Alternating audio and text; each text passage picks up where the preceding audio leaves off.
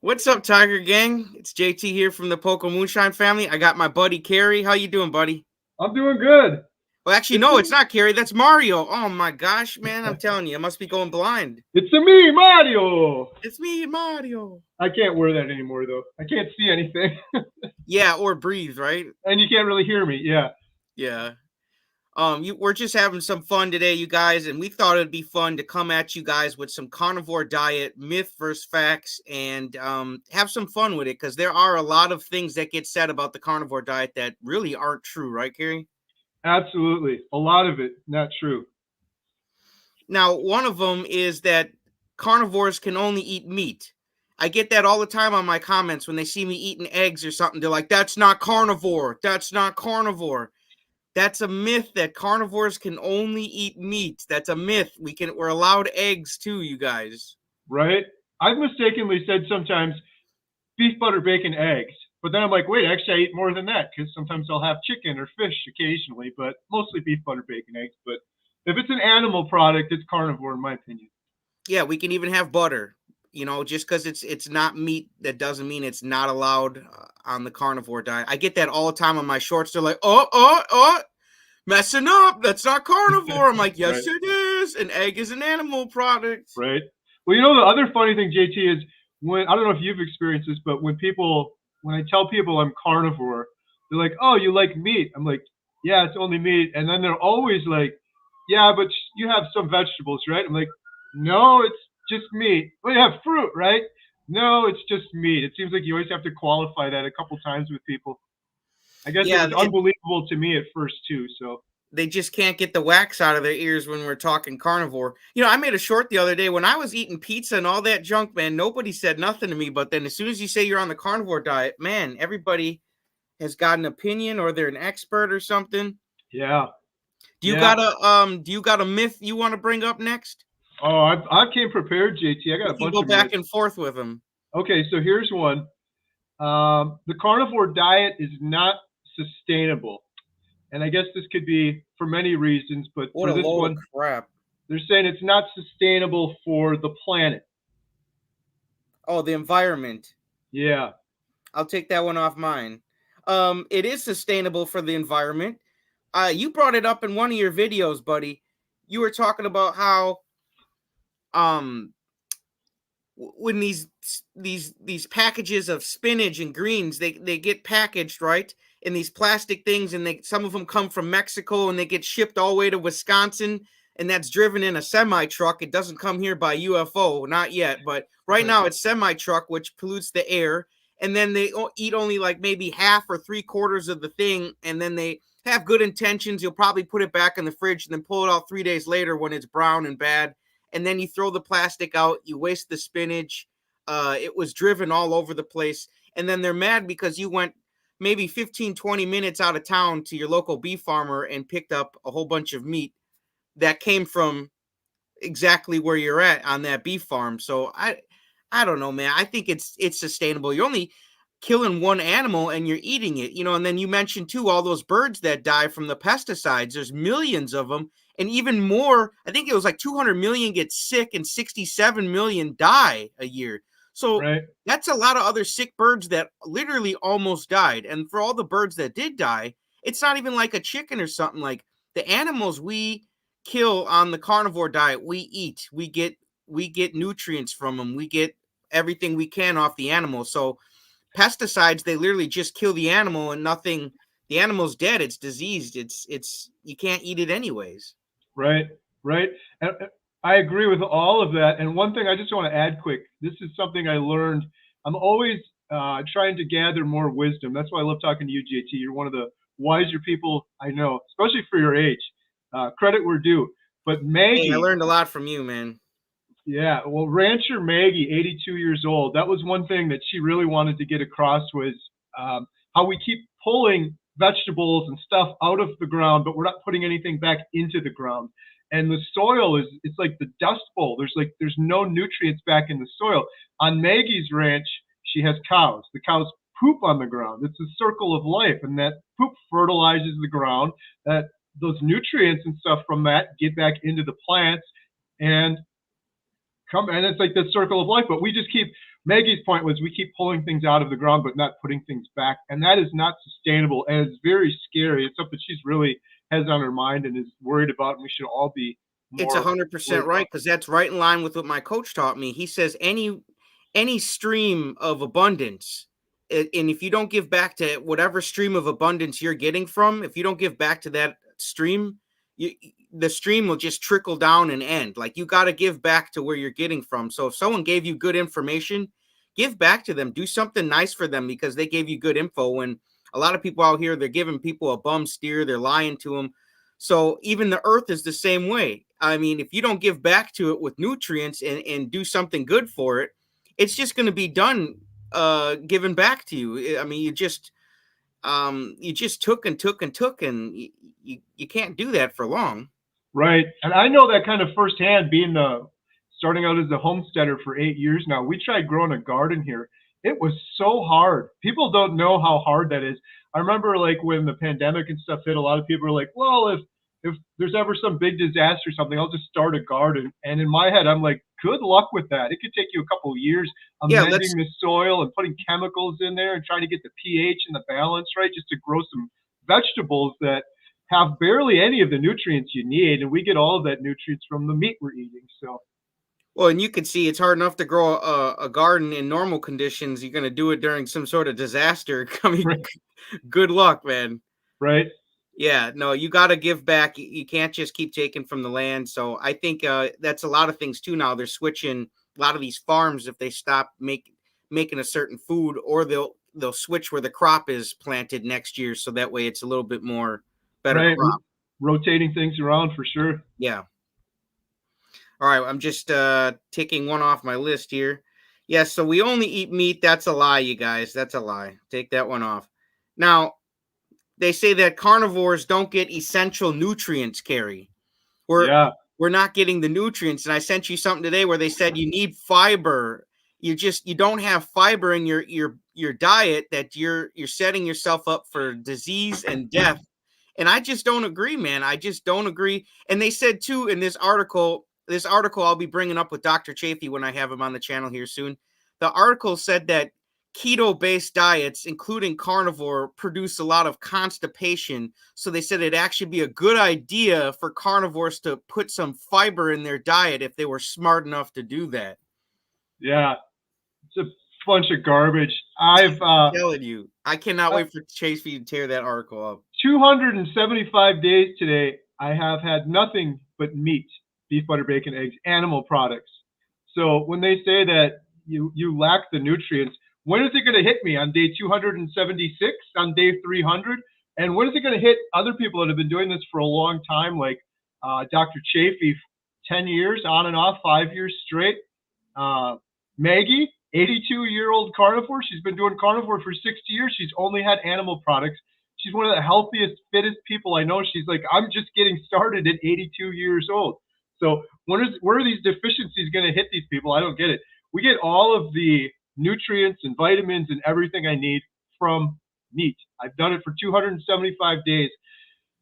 I feel better now than I have my entire life. I have more energy now than I have my entire life. The sleep is better. Like, I feel like I could get up and run a marathon now, and I could barely do any of that before. So I can totally tell. You know, guys, I used to watch Kerry's channel before we talked like this, and man, I'm telling you, he would get out the chainsaw and cut a few things, and he'd have to sit down, and he was huffing and puffing, man.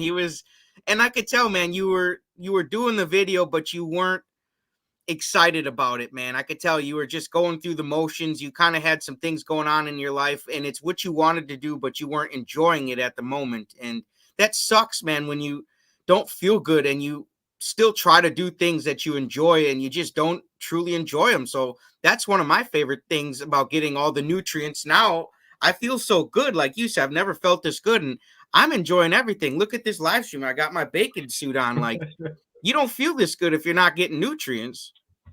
Yes. Yeah, exactly. And then the fiber argument too is just such a joke. Again, 275 days, no fiber. Oh, you must not have pooped in 275 days, Kerry. Yeah, I'm waiting. Maybe tomorrow I will. Yeah, no, you're going to definitely have colon cancer now, because that's all just sitting in there rotting. I mean, give me a break. I have regular bowel movements every day. I haven't needed any fiber. And I think it's funny too. You get a lot of these people who say like, oh, well, you guys must not be using the bathroom. Well, you've never tried the diet. And here you are trying to tell everybody how the diet goes. I Yeah. find that peculiar. You know, it's like this article too. I've been reading off of like, you know, they're like, oh, well, you know, that's not good if you do the carnivore. Well, did you try the carnivore diet? Did you see how it made you feel? Right. Our friend Charger Mopar Rick just said no constipation since 1983. So there you go. Wow. 40-year carnivore there. Since his last piece of duck food. Yeah, you know, Rick, I'm telling you, I gave him a GoPro. You guys need to visit Rick's channel. He is pumping out the content like it's nobody's business. He's been saving baby ducks from the sewer wells. Been fishing them out like he's literally like a ducky superhero, man. I've been even seeing lizards fly into the water, man. I didn't know lizards could swim until it was on Rick's channel. So shout out to Rick, man. Yeah, Rick's awesome. Now I'm taking the essential nutrients off there. We went through that stupid myth. Right. What's the one you got, Kerry? Oh, here's one. You might have this one on your list too. The carnivore diet, that's just a fad diet.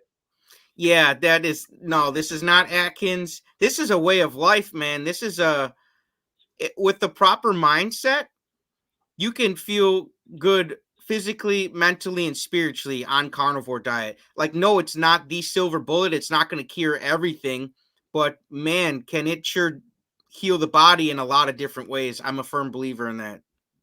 Yeah, I get fired up with the fad diet comment for carnivore. I believe the standard American diet, another little 3 letters, is the fad diet. Hey, Bill's in here. Hey, Bill. Bill. Bill's uploading his big video. I get getting a lot of questions. When's Bill's video coming out? He's been working hard on this next video. I'm excited to see this one. He just commented. He says it's loading up right now. So probably after we're done with this one, you guys can go check out Bill's video. But let's go, Bill. Bill's not playing around. That's Bill Knott. Bill Knott knows carnivore diet's not the fad diet. Yeah, I think the standard American diet is the fad diet. If you look at in the grand scheme of humanity, we've only been eating the standard American diet for a sliver of all of the time. And during that time, everyone is sick. Heart disease is the #1 killer. Cancer, despite billions of dollars being spent on it, is going through the roof. Type 2 diabetes, everything. During that little window of time, we've had this standard American diet, which people that are saying the fad diet are the ones doing the standard American diet. I don't think carnivore is a fad diet because I've done every other diet. This is the only one that feels, this is just right. This is natural. I eat till I'm full. I'm not sitting here counting carbs and calories. I don't even think about it anymore 275 days into it. It's the easiest thing. And why is that? Because I'm just behaving like a proper, natural human would have. I would have hunted a big animal. I would have eaten a bunch of meat, and that would have been it. I wouldn't have been fussing with all of these other things. I don't believe it's a fad diet at all. I believe it's the way we've eaten for a time. I believe it's precisely the opposite of a fad diet.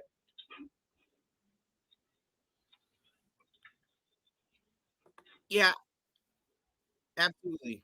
Absolutely. I don't like that term fad because, I mean, you don't want to know what is a fad. Like you said, the standard American diet, the fad, when they're on there advertising for Burger King, you can have it your way. And there's like the newest Taco Bell creation where, you know, like they've always got something where like the taco's now wrapped in a Dorito or something. To me, that's a fad diet. That's how much more fad can you get, man, than something that's like flashy and they're advertising all over the place. And it's just, that's a fad diet to me is everything that's being advertised on TV, the standard American diet or the standard atrocious diet. So we can get everybody in there. Yeah, for sure. Yeah, I'm just, I want to Google here. What is a fad? A fad is an intense and widely shared enthusiasm for something, especially one that is short-lived and without basis. So, yeah, that I would definitely say the standard American diet, there's a lot of shared enthusiasm for it, man. Everybody gathers around the table and looks at the duck food. They smell the duck food. They eat it, man. That's a fad. It's a fad, but that's just my opinion. Yep. Other people might think carnivore's a fad, but whatever. I don't think it is. I think it's a way of life. For sure. Let's see. So myth number 4, carnivore diet is unbalanced and unhealthy. Mm.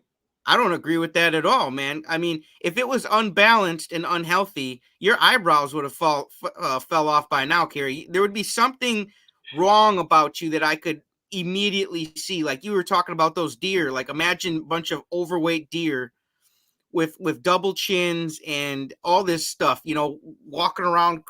Like you would be able to notice right away if something is unhealthy or unbalanced, in my opinion. Right? Yeah. You know, in my opinion, people that say that too act like the standard American diet is balanced, and it's not. The standard No. American diet is heavy in an addiction to sugar, which is in almost every product that people on the standard American diet are eating. How is that balanced if almost everything you need to consume just happens to contain a drug that people don't consider a drug, but I consider it a drug, sugar or seed oils or processed foods? And to say it's unhealthy, carnivore diet is unhealthy. It's so funny because sometimes you just got to look at things with your own two eyes, take things into your own two hands. I've literally never been healthier in my life. Objectively, like I have never been healthier in my life eating the carnivore diet. By every metric you could look at, I'm healthier now than I have been before. So, yeah, that couldn't be further from reality. That statement. You know, and just to bring the fad diet thing back up one other time, we have been eating meat since this whole thing started. How is that a fad? Right. I mean, we've been eating meat since before we ate Cheetos. You know what I'm saying? How is that a fad? It's not short-lived. It's been going on since the beginning of time, and it's still going on now. Right. There's This always that still bothers me. analogy. We had to bring it up. I've used this analogy before, JT, and I want to include it in the Healing Humanity documentary, but I saw someone else do this too. They use the football field analogy, and they're like, if you picture a whole football field, that's basically hunters and gatherers eating mostly meat like we are right now, like carnivores, since the start of time. And then if you have this little sliver of paper or a sliver of grass at the very end of the football field, that's the standard American diet that we've been eating right now. Put that into perspective. And during that little sliver of grass is That's a when fad. everybody's sick. That is Yeah. definitely a fad. Yeah, short-lived fad. It seems like such a long time to us and normal, but in the grand scheme of things, it's definitely not. Yeah, our lives, man, really is as great as they are, man. They're really a blink of an eye in the grand scheme of time, man. So that's why I encourage everybody to just do your best, man. Do what's best for you. If the carnivore diet's going to help you get your results now, let's go. Because you know, we don't live long. We're like a blip on the screen. We got to get it. Are you up now, or am I up, Kerry? I think you're up. Okay, here's another myth. Carnivores have no energy without carbs. I disagree, man. I am running circles around my old self. I mean, Right. I would even, if I could go up to my old self that was pre-carnivore and not carnivore, you know, the duck food JT, I'd put duck food JT in a headlock and I'd do the John Cena, you can't see me. I would beat his ass because I'm telling with you, the bacon suit on too. with a bacon suit on. I had no energy, you guys, to hop around in a bacon suit. I did not feel good. I have more energy now without carbs and sugar too. I don't need those sugar rushes for energy, and it's false energy. It just burns and crashes anyways, but Yes. I don't need carbs for energy. That's a myth. 100%. And not only the crashes, but the roller coaster, up and down, up and down. Remember that, JT? Oh my goodness, I don't miss that. You'd have breakfast, the most important meal of the day, and then 2 hours later, what would happen? You're starving again. Oh, give me a granola bar. Give me something. I got to eat. I got to have an apple. I got to have some more sugar, which we're addicted to, but we're just like, oh no, that's normal. And that'll hold you over till lunch, and then you need your another snack between lunch and dinner, and all of these up and downs on carnivore. It's just I straight used to eat those energy. Chewy bars, you know, and I would say, well, you know, I know there's a little sugar, but you know, there's grains and things in Yeah, there. right, Come on, man. right. And I sent you that screenshot. This lady was saying how this doctor lady was saying how that you could still have some of the problem foods that bother your stomach if you have it in small portions. Kerry was like, yeah, well, maybe you can withstand rat poison in small portions, but that doesn't mean you should have it. Like, it was the most ridiculous thing ever. So instead of going on carnivore diet and getting healthy, she was suggesting staying on the things that don't make you feel good, but just eat a little less of them. Right. Yeah. I mean, you couldn't make this up. You got one now, Kerry? Yeah, the carnivore diet is not suitable for athletes. Oh man. I'm telling you, man. You ever see that movie White Men Can't Jump? Mm-hmm. Yeah, well, I feel like I can jump now, man. I feel like I can jump, man. And Carnivore. maybe it's true, maybe it's not. I don't know, but I feel like I can jump now more than I ever could. So I feel like an athlete more than I did when I was in high school. And I don't even do athlete stuff, but I feel like one physically. I feel good. White men can't jump unless they're carnivores. Let's go. Hey, you mentioned the man's name earlier too, Dr. Anthony Chafee. You're going to be talking to him on your channel. That's exciting. Talk about athletes. The guy was a professional rugby player. Look at him now too, full carnivore, and he has interviewed some amazing, incredible carnivore athletes. And I think there's a lot more out there that just people on carnivore are scared to talk about it because you get scrutinized and you got to defend yourself and you got to explain it to people. So I think there's a lot more carnivore athletes out there. But look at Dr. Anthony Chafee. Look at Dr. Sean Baker. Look at some of the people they've interviewed too. It's incredible. And what else? I had another note here on this carnivore diet. Oh, a lot of carnivore athletes, Dr. Chafee and some of the folks he's interviewed too have reported this. Improved performance, improved recovery. It's crazy on carnivore. You don't get those aches and pains like the stamina. I think there was a carnivore long distance runner or something too. You don't get tired. You don't get that weakness like you do with the carbs. It's pretty incredible. I gotta rewatch Forrest Gump, and I gotta see if he was on carnivore or not because he just ran all over the place. All that shrimp he was eating was a shrimp. Hey, there you go. You have shrimp this, shrimp that.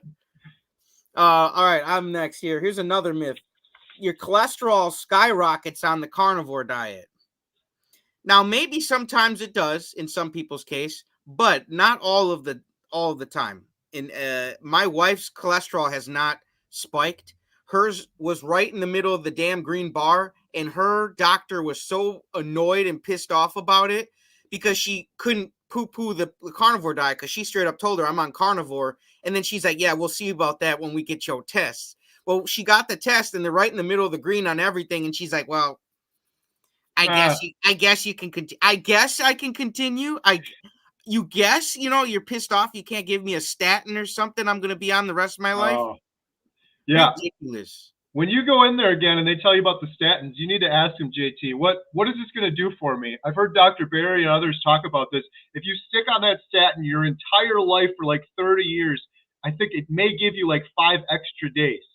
With God knows what side effects come along with that. Is that really worth taking a pill for the rest of your life for the next 30 days? I could have spent all that money on ribeyes, man, and Right? actually fixed the problem. Well, I can't wait for you to have Dr. Chafee on your channel because you got to ask him that one. He answers it so much better than I could. But there's all sorts of studies and evidence coming out around cholesterol. And I'm not a doctor. I can only say what I believe for myself and what I believe is the truth. And I believe I was deficient, that I wasn't eating enough fatty meat and my cholesterol was too low. And therefore, my hormones were completely out of whack and out of balance. And therefore, I had horrible depression. And instead of fixing the root cause of the problem, they gave me all of these. It was only when I started eating fatty meat that I started feeling better. And from what I've been told and from what I've learned from Dr. Chafee and Dr. Kiltz and some of these other people I've been blessed to have on my channel, I think I was just, that meat was demonized for so long. I avoided that fatty meat for so long. My hormones were just completely out of whack. And when I eat a fatty ribeye, I'm telling you, my body's just like, yes, that's it. Finally, you figured it out. More of that. I get Willie Nelson high, man, when I eat steaks now, man. I'm telling you, I just get this rush of, I don't know what, but I just feel good. I just like this feeling comes over to me of like energy, clarity. I don't know. I just feel like I'm in a way different vibration when I'm eating ribeye. I just can't explain it. Did you ever feel like that before? Like before when I eat junk food, you get a little temporary. No, I had to smoke weed all the time to feel high, man. Right? Yeah. You're listening and I think a lot of that too was boredom because I didn't feel good, so I wasn't doing much, and then I was bored, and then I would smoke weed.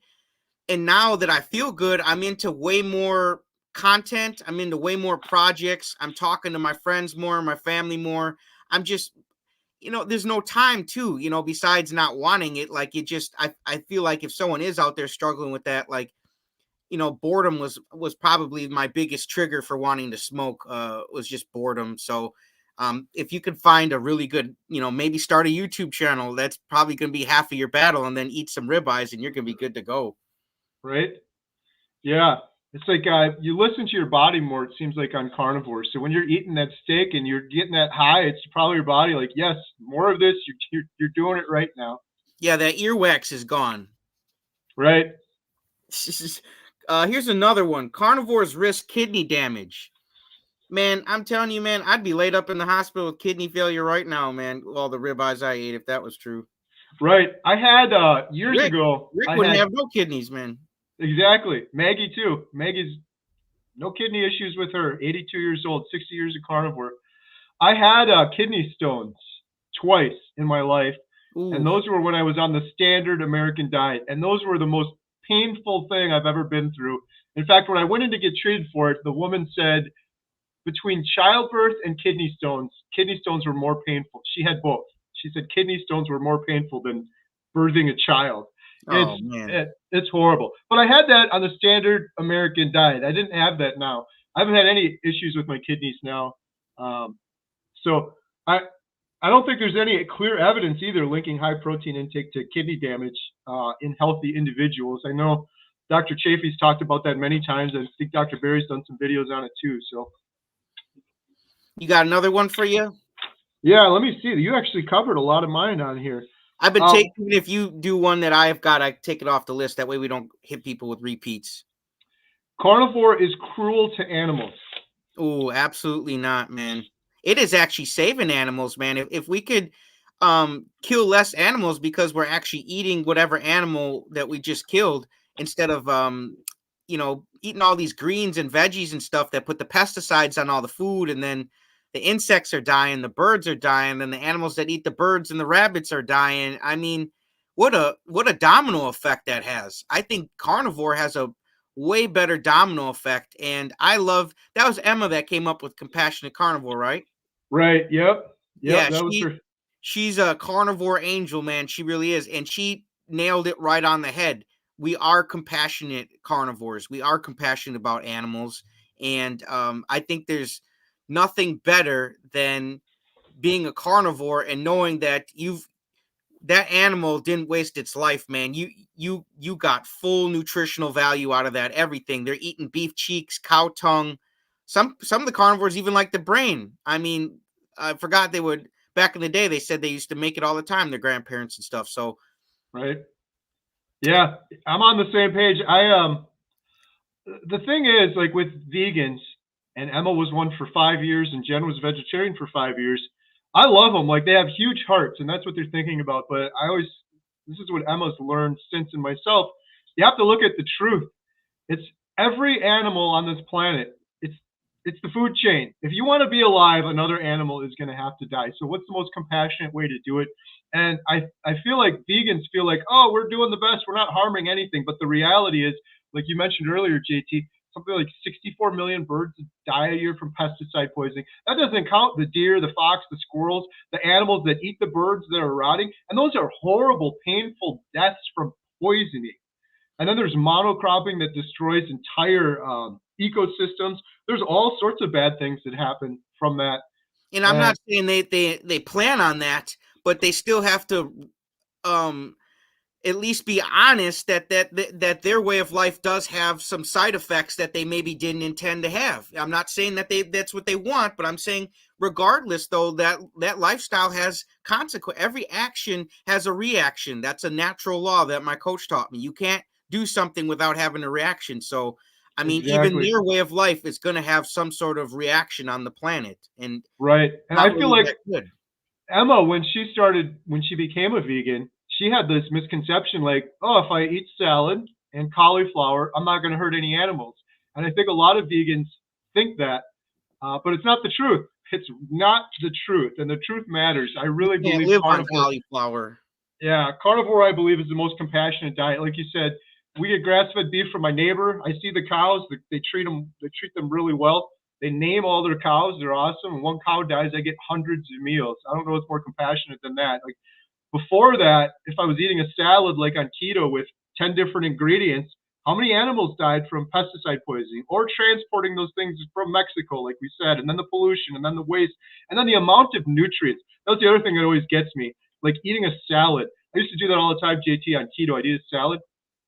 Who likes a salad? I don't think anybody likes salad. They like the croutons, the cheese, and the dressing. If you really like a salad, then take a head of lettuce and eat it. And then what are you going to get out of that head of lettuce? 14 calories? Like Most that's of not it's water. It's mostly water. right. You're going to have to eat like 12 of the heads of lettuce just to get even a little fraction of the nutrients I'm getting out of the meat. So it's Yeah, and then not you'd be on the sustainable. toilet all day from all that fiber. Right, right. Yeah, I don't. Now here's one, Kerry. Carnivores hate fruits and veggies.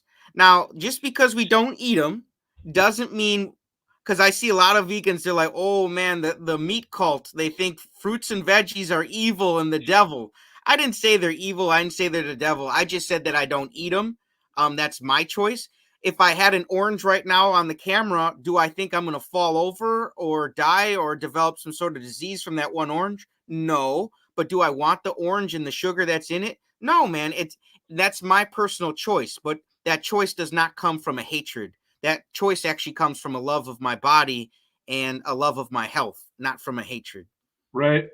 Oh, I could go off on this one. I'll be nice. I think I think fruit is a joke.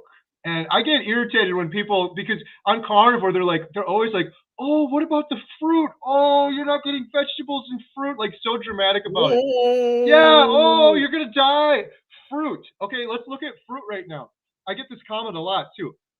An orange, like JT said, or an apple, it has been genetically modified 4,000 times to taste like a piece of candy. You bite into the apple or the orange and it spikes your blood sugars off the charts. They're nothing like, I get the comment sometimes too, well, what about the Bible? They had fruit and stuff in the Bible. And they that also doesn't ate exist. the fruit and got their ass in trouble. Right. I hope But you guys remember that one. The fruit that they mentioned in the Bible is non-existent today. The fruit that we have today is genetically modified. It's basically candy. And then the vegetable argument too, like I was saying, eat some lettuce, I get 14 calories. I get almost nothing out of it. One of the things I learned, I've been learning so much from, shout out Healing Humanity, Power of Proper Human Diet, but from Maggie, and then when we filmed Jeff, his good friend Dwight Garlow, that guy is just amazing. He said, you know what, Kerry, I believe vegetables are for medicine. And they have a good purpose for medicine, but we don't eat medicine. You use medicine for ailments and issues, but we don't eat medicine. I think that's the purpose of vegetables.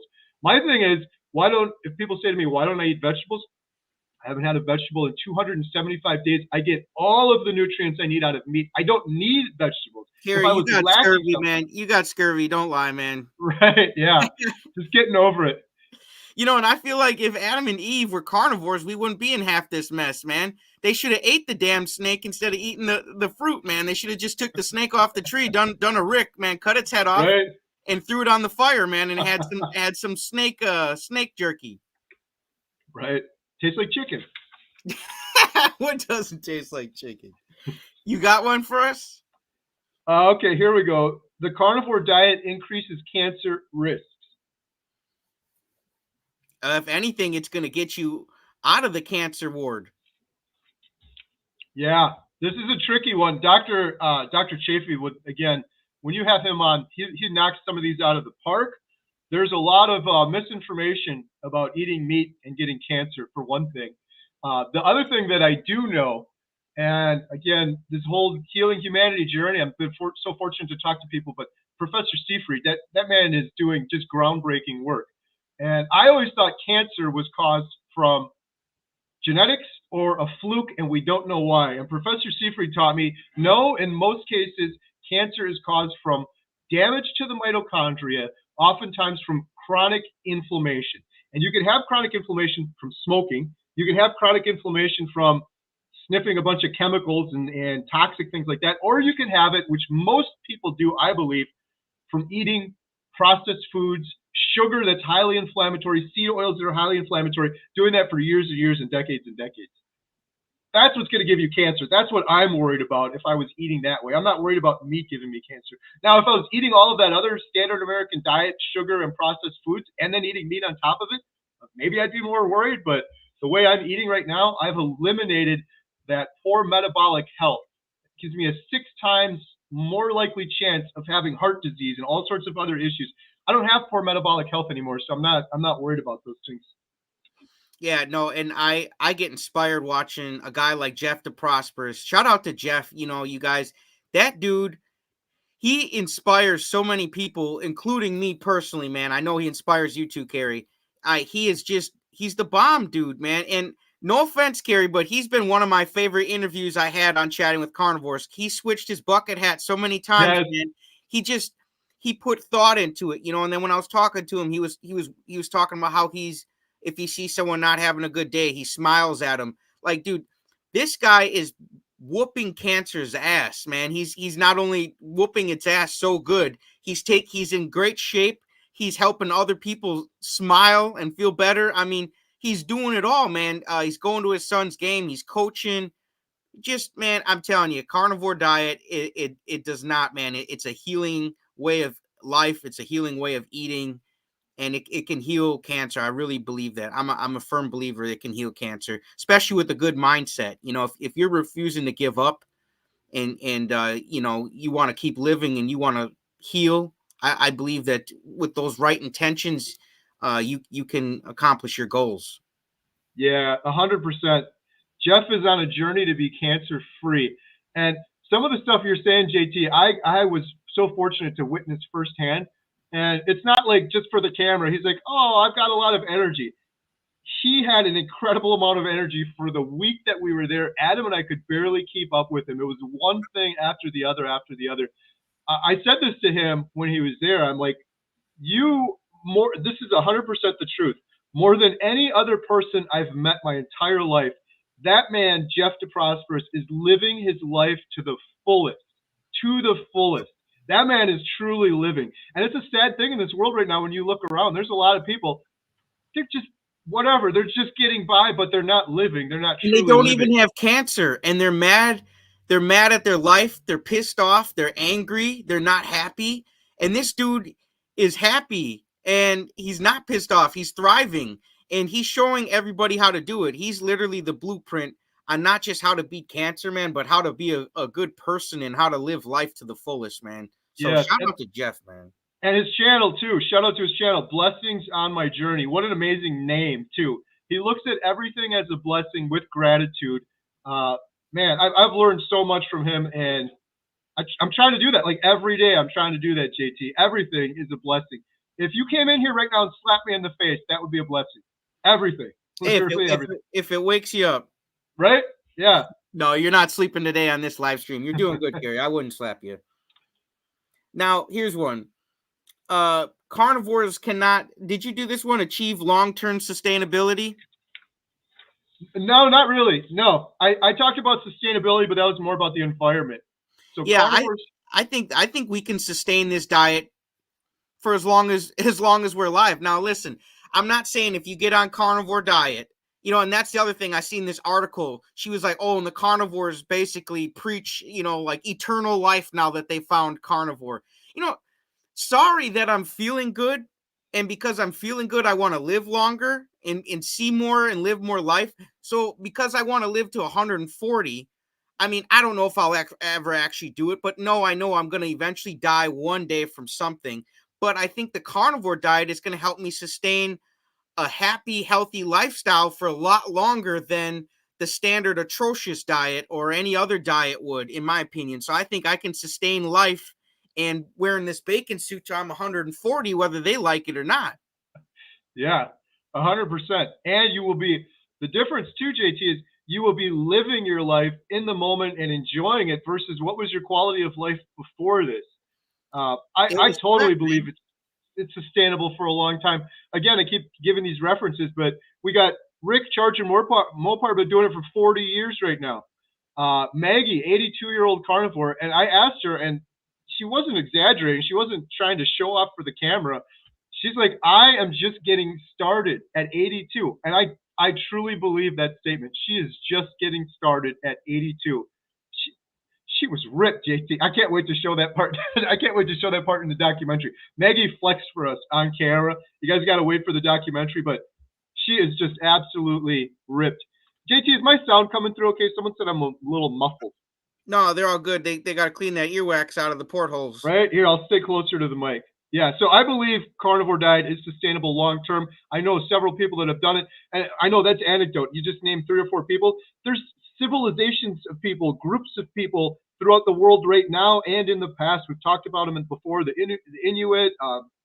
There's lots of different groups of people throughout mankind that have only eaten meat, shared a similar diet to this, and almost every one of them had incredible results. Like the Inuit being studied, like no cancer rates, living really long, things like that. So Now, we still got a couple more to go through, but I want you guys in the comments here, a bunch of you guys are watching, start thinking of what your myth is that you hear a lot said about the carnivore diet, and we can bring it up here and we can talk about that myth and what actually happens, because we're 2 dudes on the carnivore diet. You guys watching, most of you probably are on the carnivore diet. Maybe some people are thinking about trying or haven't tried it, but most of the people are on the carnivore diet, and you guys know what is true and what's not. So like the comment section up here and let us know. Give us Hey, JT, do I sound any different now? yeah, you sound a little different, but both sounded just fine. Okay, I switched my mic. David H. in the comments said he thinks I was on my webcam mic. You were right, sir. Thank you. There you go. I'm on my webcam mic. Is that all right, David? You sound great, JT. You sound fine.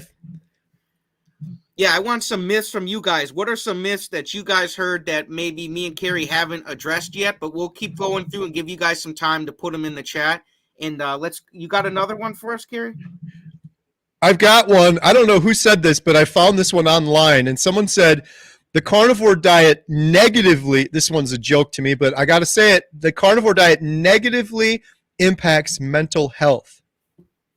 If anything, it's the exact opposite. Right. I had bad mental health when I felt like crap every day and didn't want to go anywhere for fun, didn't want to meet up with friends. I didn't want to even call anybody on the phone. I just didn't feel good. And my mental health was terrible at that point. And I'm not saying carnivore, if you just eat meat, you're just all of a sudden going to think healthy. You have to put in that effort too to think positive. But it helps when you're eating proper nutrition like meat, in my opinion. Speaking of thinking and stuff, JT, I have a Stoic quote for you. It's one of my favorites. You want to hear it? Let's go. I'm all wax ears. We suffer more often in imagination than in reality. Oh, yeah. We play the victim a lot more than we actually are victims. I honestly believe that. And, you know, when I didn't feel good, it was woe is me. I don't feel good. I don't feel good. But now I remember my coach said the worst things in life that happen to you set you up for the best things that could ever happen to you. So I'm glad that I got to a rock bottom point where I realized, okay, I was eating duck food. I was drinking beer and all that stuff. Like, I'm glad I got to a point where I didn't feel good because it helped me sober up and realize and smell the coffee to what I should be doing and the way I should be living. And now the rest of my days are going to be a lot better than a lot of suffering and pain and woe is me. 100%. And think of it this way too, JT. I was thinking about this the other day. Had you not suffered like that before, had I not suffered like that before, we probably wouldn't be here right now so passionate and fired up and excited for the solution to that suffering that we had before. If it was just like, it's all right, things are all right, and then we just found this and it was all right, we wouldn't be probably even talking about any of this right now. You got that passion because it made an impact on you, and it made such a big impact because we were in such a bad spot in life. And yes, when you finally start to heal and feel better, yeah, the carnivore diet made a huge impact on my life because of how well it made me feel, how good it treated me, how much it healed me. And I'm telling you, man, it's like, that's why there's those stories in the Bible, Jesus healing people, man. That made an impact on people. They don't just put that in there for nothing. So when your body gets healed, that makes an impact on you. And you just don't forget that. And you don't, at least me, I don't take that lightly. I feel so good. I want other people who maybe don't feel this good to feel better. It made such an impact on me. I know it can make an impact on them, and healing humanity is going to make an impact on them, on the whole entire world. I honestly believe that, man. It's going to make an impact everywhere. It's like you have this knowledge and it's done so much for you. It would be immoral not to share it and try to shout it from the rooftops to other people. It's so funny.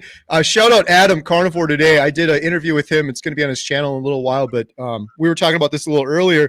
And people are always like, Kerry, you're so passionate about carnivore. You're so excited. You're so fired up, so inspirational. It is because of that very reason JT just mentioned before. I was in such a dark and hopeless place for so long. It was like I was in a prison. I had depression, anxiety, sleep apnea. I'd sleep an hour at night, arthritis. I could barely step down on my foot. I was in horrible pain and depression for years. It was like I was in a prison, and now I'm free from the prison. How could I not be excited about my freedom? And how could I not want to share that with other people that are still in that prison and say, look, just do this and you can get out of the prison. So that's why I'm so passionate and fired up about carnivore and sharing it with other people, because it was such a dark place before. I always get, it's a little uncomfortable. I appreciate the comments, but it's always kind of funny when people say that. You're so inspirational. I'm like, man, if you would have just seen me a year ago or a couple of years ago, or when I was at the depths of the depression, it's completely polar opposite. So, And my coach taught me this story about how when you finally make it out of, let's say you were shackled in a dungeon and you finally make it out of there and you see the light of day for the first time. You're literally shackled in this dungeon your entire life, and you finally get off the shackles. You walk out of the dungeon and you see light and you see trees and a beach and people running. And you see all this beautiful stuff. Would you run back down into the basement if you dropped a shoe or you forgot something? There's nothing in you that's going to want to go back to your old way of life. And it's tough when you have that enthusiasm that you've seen the light. You know what I'm saying? You're out of the dungeon. And if there's anybody else who is in that dungeon with you, and if you try to go back and tell them, they think you're out of your mind or something because you got so much enthusiasm. They're like, well, you couldn't have seen much, man, because this dungeon that's what reality is to them. And yes, it's hard for them to get past that dungeon. When you've been in the dungeon, made your way out, then you try to come down and reach your hand to pull them out, and they're like, no, there's just no way it can be that sunny up there. I'm not making this up, man. Carnivore diet is the way to go, man. You're going to see the light. You're going to feel good. And I don't mean that in like a weird culty way, okay? Like, see the light as in, man, I feel better. I feel refreshed. I feel like me again. Right. And you look crazy when you try to explain that to people because they're still in the dungeon and they don't believe there's even a sun or trees or anything because they haven't seen it. It's tough. Yep. The dungeon is their reality and it's all they know. The one last thing on the dungeon, JT, I like this analogy sort of thing. When people say, oh, what are you going to do Christmas time? Are you going to cheat? Are you going to have a cookie? Are you going to have this? For me, the answer is hell no, because I don't want to go back to that dungeon. That's what got me in the dungeon in the first place. And I'm not shaming people when I say that, because I know people fall off of carnivore and they go right back on it and they're fine. And some people, like Dr. Barry said, some people have the carb dial and they can handle some carbs. I have the carb switch. It's on or off. I can't handle any carbs. I cheated many, many, many times when I did keto. Kerry. And I suffered, JT, every time I cheated on keto. This was years ago. I felt horrible. I never cheated and was like, yay, I feel great now. I deserve that. So for me, I'm never cheating on carnivore. I have committed. I'm full on carnivore for the rest of my life. I'm never going to have another fruit, never going to have another vegetable. And this will be the only liquid I ever drink. The only thing I drink in 275 days is water. It's the only thing I'm going to drink for the rest of my life. I have no problem with it. I'm happy with it. And yeah, I think that dungeon analogy is a good one because I don't want to go back there. Yeah, and what you were talking about, how you're never going back, you made a committed decision. And other people too, they're like, well, how does Kerry have that type of discipline? Other people have that type of discipline. They just don't think they do. Like, if you've ever been married, you decided to make a committed decision to one person. Like, this idea of making a committed decision shouldn't be too far out there, but it kind of is for some people. And I'm not getting on nobody saying, that maybe fell off, but like, we've made committed decisions before. We've decided, okay, I'm going to fill out an application for this job, this place. That's a committed decision. If they call you in and say, yeah, would you like to start Monday? Sure. That's a committed decision. Now, maybe you don't have to stick that forever, but you still made that committed decision and did it. And that's what the success is in the diet. You have to make the decision in life. Like, no one's going to make the decision for you. You have to decide that you don't want to go back to that dungeon. Yeah, there's a couple of them popping out. Carnivore is not for old people. That's a lie, man. That's a lie. You just had some guy on there, and not only that guy, my gramps is 93 and he was on carnivore. He switched to keto just because he likes a little variety. I guess he still is a little naughty, but he's more ketovore. He eats mostly meat, but once in a while he'll have something else. But my personal grandfather, 93, and he's thriving on keto and ketovore. So I think that's just straight up false, Kerry. What do you think, that it's not for old people? Shout out JT's grandpa too. I love the videos you do with your grandpa. Those are always fun. Yeah, complete myth, completely false. In fact, a couple of the first videos I did with, and I hate saying old people. Like, I think it's all relative. People that are older than me or whatever. But I've had so many comments on my channel. I've done so many carnivore YouTube videos now. I mean, we're talking millions of views. I'm not trying to pat myself on the back, but just to show the scale. Thousands and thousands and thousands of comments have come through, and a ton of them have been from people in their 60s, 70s, 80s, thriving on carnivore. It's memorable to me because every time I see it, it puts a big smile on my face, because in my head, JT, I'm like, geez, if I was 80 years old, I can't imagine changing 80 years of living and switching to the carnivore diet. That's awesome. Like, and they're, every one of them, they're like, it's amazing. It's incredible. Like, the aches and pains are gone, and that was just inflammation. I'm like, well, it makes sense. And I hear it over and over and over again. And again, 82-year-old carnivore Maggie, she's just getting started. She's absolutely ripped. She's jumping over fences. She's managing a whole cattle farm, and it's definitely is sustainable. And it's such a sad thing that you get older and you work your entire life and you want to retire, and then you have these mobility issues and aches and pains. And it doesn't have to be that way, from what I've seen and heard from many, many people practicing it themselves. And I check my analytics, and since I started doing carnivore, my carnivore videos, the biggest audience is in their 60s on my videos. So I don't know. I wouldn't consider that old by any means. My coach died when he was 89, and he thought anybody in their 60s was a spring chicken. But you're not too old to start carnivore. I mean, I see this all the time. People are like, oh, I wish I would have found it earlier. I don't know if you see that all the time. Like, oh, I started so late. It's like, don't beat yourself up. There are some people who never heard about this diet, and they are gone now. They passed away this morning. Some people didn't wake up this morning, folks, and we did. So we need to stop beating ourselves up, and we need to start getting in harmony with everything, and that includes our diet. Eating meat like it's been done. This isn't a fad. This has been done since the beginning of the time, and we just have to get in harmony with that. And it doesn't matter whether you're old or young.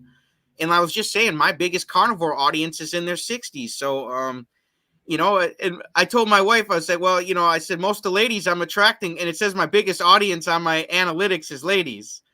And it's a bacon suit. What are you going to do? Yeah, I guess women love bacon, body by bacon, but my audience is women in their 60s. And I told my wife, I said, better look out. I said, they're coming.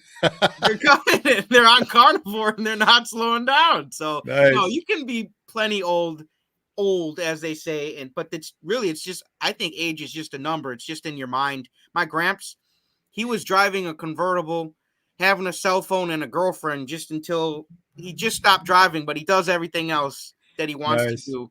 Cell phone, girlfriend, it's all in your mind, man. You're 93, get it, man. He's alive, and girls like him. So right, who's he to turn him down? A bunch of comments just came through from folks that are saying, I'm in my 70s and doing carnivore. I'm 75 and doing carnivore. That's awesome. That's great. That's awesome. Here's another one, Kerry. You'll be constipated on the carnivore diet. Right. Oh, you're eating all that steak, man. You're gonna get backed up. I mean, I have maybe it's too much, but I have a regular bowel movement every day, folks. I've had one every day on the carnivore diet. There hasn't been a day where I missed a bowel movement. I'm honest with you guys. If there was a week when I first started, be like, well, I didn't use the bathroom for like the first couple of days. No, man, I use the bathroom every day. I have no problems with it. I feel great down there. Before, I had a lot of bathroom issues before carnivore. Either I would be constipated or I'd have diarrhea. But now everything is just the same every day. So I don't know where they're, and that's obviously something, in my opinion, that someone who's not on carnivore came up with. They're just making an assumption about people that they see online eating meat only. They're like, well, they've got to be jacked up. Right? Yeah, same here. Perfectly regular and normal on carnivore. And I wasn't before. It's always the opposite, these things. It's funny. I had Because to take probiotics to use the bathroom regularly before the Right? carnivore diet. Now I don't take probiotics, and everything is just good, man.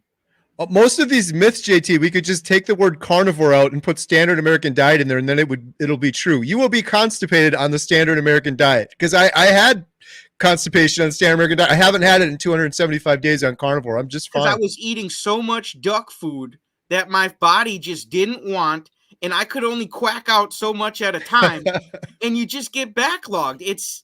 I'm telling you, carnivore is the way to go. No, you do not get constipated. If anybody is watching this and they haven't tried the carnivore diet yet, and you're wondering if it's going to get you constipated, take it from me and Kerry. You're not gonna be constipated. What about this one? You'll get a heart attack. Someone's watching, and they're like, well, what if I get a heart attack on this diet? Yeah. Again, I have to go with the facts and the truth. Philip Avadia, heart surgeon, done 4,000 heart procedures on people, also a carnivore. He taught me you're 6 times more likely to have heart disease if you have poor metabolic health, if you're eating a lot of sugar and carbs and processed junk food. 6 times more likely versus if you have increased cholesterol numbers from eating meat. Everyone in the world should be worried about metabolic health and inflammation, and nobody is, because we're so brainwashed and everyone's worried about getting the heart attack thing. You got to look at the truth and the facts. Yeah, I hate to break it to him, but Rick's been trying for 40 years, folks, and he's been put up one dud after another every day, man. No heart attack, another day. Maybe tomorrow, man. One of these days. Come on, Rick. Rick, maybe put it on the Christmas list this year. Maybe Santa will bring your ass a heart attack this year. I highly doubt it, but the heart attack chicken. I mean, he's trying everything. Yeah, and Rick is the greatest example, though. He's got a great attitude. He's a great person. And he's proof that this diet is just not going to kill you. It's going to make you thrive. And he's just such a character. I enjoy Rick a lot. But no, you're not going to get a heart attack. Last time I felt like I was getting a heart attack was when I watched Stitch. I cried so much. It was a heart attack to me because it was attacking my heart. I was all in my feelings. I thought, you ever see Stitch? No. I thought the Disney movie, I thought they killed his little ass at the end. And I was like, why? Why would you kill Stitch? I actually cried. That was the last movie I watched where I cried. Myth: the vegan diet is the only diet proven to extend life long term. Oh, come on. I can tell you Moses was not a vegan. I guarantee Moses was not a vegan. Yeah, when Adam and I were out in Chicago, we filmed Dr. Tony Hampton, and I was editing some of that today for Healing Humanity, the pre-movie trailer we're putting together. Let's go! Yes. Shout out Dr. Tony Hampton. That man is incredible and amazing. I can't wait to share his words with the world. But he was talking about the Blue Zones documentary on Netflix, and he was talking about Hong Kong and how much meat they eat in Hong Kong. And their life expectancy is one of the top in the world. And they eat more meat, I think, than we do in the U.S. I'm going to misquote it if I say exactly what he said, but yeah, it's completely, there's so much misinformation out there. That's what I hate with some of the vegan stuff and the Blue Zone stuff. When you really dig into that, a lot of it's propaganda and it's half-truths and it's skewing things. And I'm trying to be very careful when I speak and when we do this documentary to just share the truths. If something isn't the truth, I don't want to put it in there. I don't want to have some sort of bias or agenda in telling people things. And unfortunately, there's a lot of documentaries and things out there that do that on the plant-based side. That article I was reading, she was even talking about, this lady wrote the article is saying how these carnivore diet before and after photos are so misleading and you can't believe them. I'm like, and she says, and there's no proof or science behind this diet. Maybe the studies aren't there, but how could you look at Kerry and tell me that there's no proof or backing for what I'm talking about? How could you look at Todd, the carnivore cure? How could you look at Bill? How could you look at Maggie? How could you look at any of these people and tell me that there's no proof?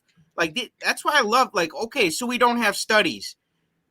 All these YouTube channels I'm subscribed to, those are the studies, man. I know they're not official, but in this article, they were like, well, they push this on people and there's no real studies. We don't have the studies yet. But I'm not pushing anything on anybody. I'm just simply telling people what I'm doing and how it's making me feel. And if that excites the hell out of you like it excited me, then awesome. But if it doesn't, okay, then that's fine. But like this isn't medical advice, and I'm not being pushy, but like to say like there's no proof, you know, like you can literally look at people, your fellow carnivores here, and see them change month after month on their videos, and they're telling me that there's just nothing to back up what we're saying, like we just pulled this out of our ass. I don't Right. just wanna Well, the study thing is so frustrating too, because studies cost a lot of money to do any study. So almost every study that's done is done so that there's this at the end of it. Some drug company can sell a drug and make millions of dollars. What happens if they do That's a why big they're study? paying for the study, because there's more money to be made than the study costed. And what money is going to be made from someone doing a study on carnivore that then goes to tell people just eat the proper foods that you're supposed to eat and don't eat this processed junk. Don't take any medication. Don't take any pills, and you're going to feel better than you have your ever life. They're never going to make any money off of that. So that's the reason. The thing with the studies that's interesting, though, is I know like Dr. Baker, I think, is working on some for Rivero. So hopefully there's some coming down the pipeline. But the fact that there aren't studies, and people always pose that out there, there's no big study for carnivore. Yeah, that's the problem. There's no big study because all of the other studies are funded by drug companies with a bias to sell a drug, or they're funded by the sugar companies. Or there's so many studies out there too. You look at and you really dig into it, and it's like Kellogg sponsored it. And oh, by the way, it says meat's bad. Well, if you want to sell a lot of sugar in Kellogg's, you just tell people meat are bad. And what's the alternative? They're going to have salad for a couple of days, get sick of it, and then they're going to be eating processed junk and sugar again. Hey, we may not have the studies, but like Chafee says, we've got the history. And when you go back and look at the history of how people have eaten and how their health has been, you know, the obesity rate, you can tell. Like, honestly, I think the study's already been done. You know, like people look at the obesity rate when they would just eat meat and animal products and stuff. Like, you know, like even the ranchers who started this country and the cowboys and stuff, like they weren't eating Cheetos and all this stuff, man. They needed to work hard on the farm. And some people, then I've heard other people tell me, they're like, well, those people died at a young age too. Yeah, man, if you had to go take a poo and a piss out negative 32 degrees, I'm talking negative 32, not 32 degrees, which is freezing. I'm talking Wisconsin. We get like negative 32, negative 64. You're going out to use the bathroom, and then you got to take care of the animals and wash your clothes. Like, they lived hard. And I don't think they could have lived that hard had they not been eating the proper food. You know, if they were eating duck food on that lifestyle, man, they would have passed away at like 15. Right. It's just what about this one? Carnivore causes gout. Oh, you know, again, maybe not. I don't know. I don't have gout. I say no. I say 100% no. Carnivore Bubba Rob, he still has issues with his gout, and he's on carnivore. So that's why I say I don't know, because I know one guy who's still kind of so help us out here, you know. I guess everyone's different. Dr. Barry, I think, did an excellent video on carnivore and gout and how it's completely backwards. I was diagnosed with gout. It was kind of the straw that broke the camel's back for me. I think in retrospect, I didn't have gout. I think it was just inflammation. But whatever that was, gout or inflammation, it's completely gone on carnivore diet. I know I'm anecdotal, but I have heard that story over and over again. Shaun White, intentional carnivore, Todd Bachnis, like time and time and time again, people that had gout that overcame it on carnivore diet. Yeah, I think Dr. Barry did a really good video explaining the reasoning behind that more. I don't have gout, so I really can't speak on that one, folks. What about carnivore is so expensive? You know, it's actually so not. If, in my opinion, you can get Carnivore Soldier was talking about, you get like $40 worth of ground beef for like a week. And if you want to get even cheaper than that, you know, if $40 for the week is too much money, go heart attack chicken. I got 6 pounds, 5.5, 6 pounds of chicken the other day for $15. And that'll last me all week, man. I'm telling you. So you literally, I think you could eat for a week of carnivore for $15, $20. And if you wanted to go ground beef, $40.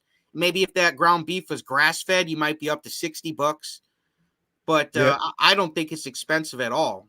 No, people that say carnivore is expensive, they don't understand and they don't do the proper true math. I think a lot of people, JT, when they're thinking carnivore is going to be expensive, they're thinking of it from the standard American mindset of breakfast, lunch, dinner with 14 snacks in between it. Yeah, We and don't do that on I'm having carnivore. ribeyes 3 times a day. Give me a break, dude. Right. We're not eating as many meals as the standard American diet. There was a period of time where I had 1 meal a day. But you have to do the honest math, and on the standard American diet, people don't do that. Think about this.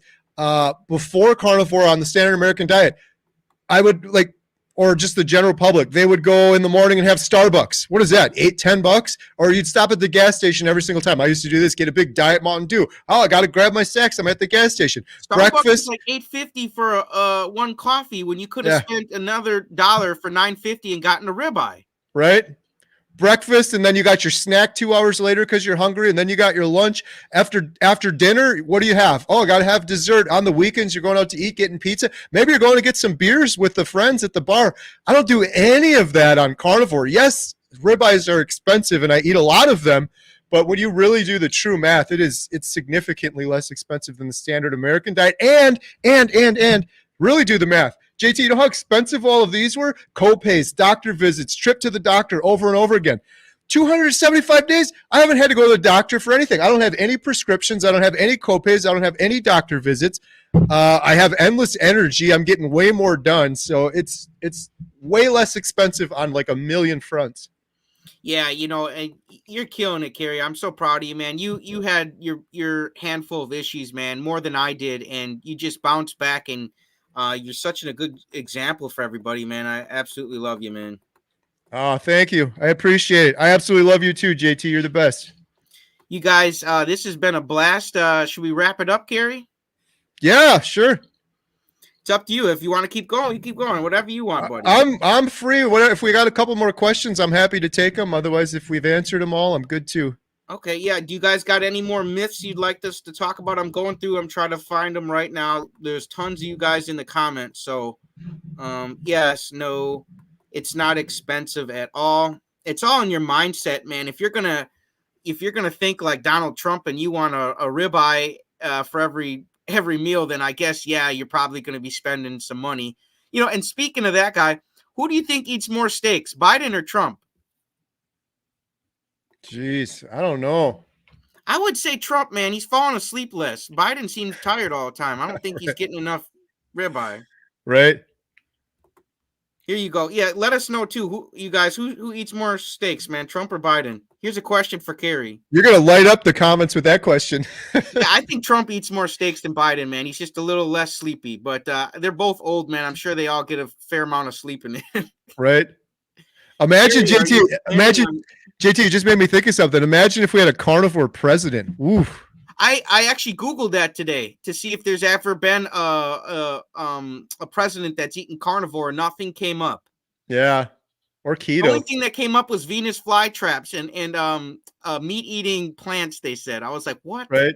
Well, hey, you mentioned Larry Carnivore Soldier a couple seconds ago. I got to shout out Larry Carnivore Soldier. The work he's doing over on his channel is absolutely Mission amazing. Carnivore, you guys. Mission Carnivore. That's his new mission in life now that he's not in the service anymore. And thank you guys. We should all thank him and everybody else for their service.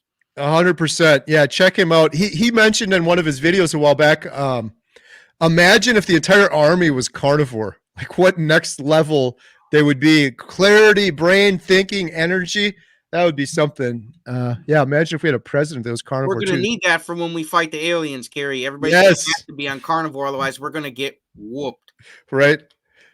Here's a question for you, Kerry. Are you planning on any more live stream marathons? Ooh, give them the juice, Kerry. That's a lot of ribeye juice to spill. It's very interesting question. On one hand, I'm having a little PTSD from the 24-hour live stream. Shout out, JT. How are you feeling from that one still? Did you regain any sleep after that one? I think I still got a bruise on my ass. Yeah, me too. That was a lot of fun, though. I'm so glad we did that. I'm still in my bacon suit, man. I haven't recovered yet. Mentally, I feel like I'm still there. Well, yes. Was it yesterday? Yes, yesterday I launched a video about depression, anxiety. Shout out JT. Shout out Larry Carnivore Soldier. So many other people that shared their story. Jeff, Todd, Ellie. Todd Bachnis, Ellie. Yeah. Oh my goodness. I could probably name them all if I took a second here with my carnivore brain. But JT, that was my 924th video I've done on YouTube. And I Wow. truly believe I haven't worked harder on another video. And the people that submitted the stories too, I really hope more people watch and share that video, because my only goal, my only intention in saying any of that is to help people that are in that dungeon we talked about earlier, that are hopeless and anxious. There's millions of people right now as we speak that are literally hopeless. And this is the only thing they're giving them, getting a little hope. And unfortunately, that doesn't work for most people.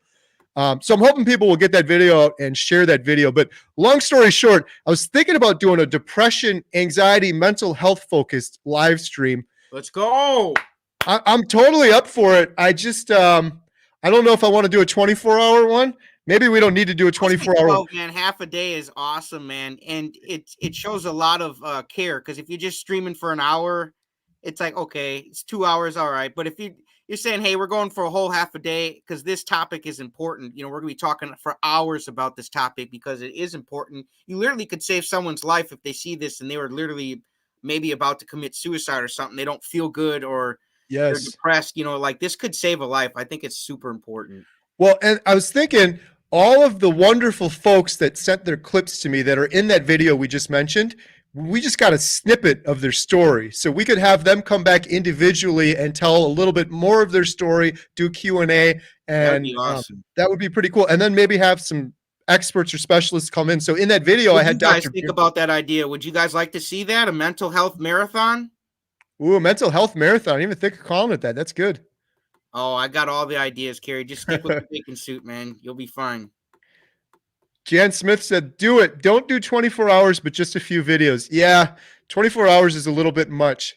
I want to make it special and interesting. The thing with the 24-hour too, though, is I think more people would tune in if it's just dedicated. Here's a couple hours focused versus the 24-hour one's nice because you could be like, oh, I'll come in at 9 when Dr. Barry's on or someone like that. But maybe we do this and we get a couple of the specialists. In that video, we had Dr. Barry, Dr. Chafee, and Dr. Tony Hampton.